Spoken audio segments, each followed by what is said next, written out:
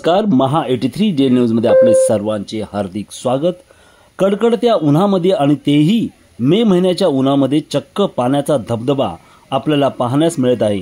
हा धबधबा नाही तर ठाणे पूर्वेकडील कोपरी गावातील 12 बंगला या परिसरातील ठाणे महापालिकेची पाईपलाईन फुटली आहे।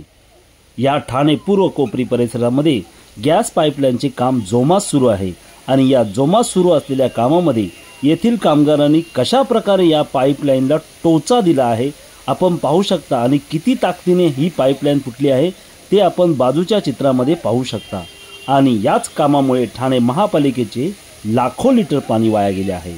याला जबाबदार कोण असा सवाल नागरिक विचारत आहे। तब्बल अर्धा तास लाखो लिटर पाणी वाया गेले। आपल्याला जर लक्षात येत असेल तर वाडा, मोखाडा, जव्हार या भागामध्ये पाण्यासाठी वनवन फिरायला लागत आहे नागरिकांना आणि या ठाणे शहरामध्ये अशा प्रकारे पाणी वाया गेलेले आपण आपल्या डोळ्यांनी पाहत आहात।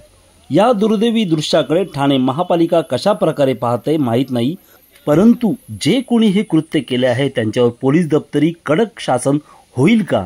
ती अर्धा तासाने पाणी बंद झाले तरी लाखो लिटर पाणी वाया गेले आहे। ठाणे महानगरपालिकेने याकडे कटाक्ष लक्ष द्यावे अशी आम्ही आशा बाळगतो।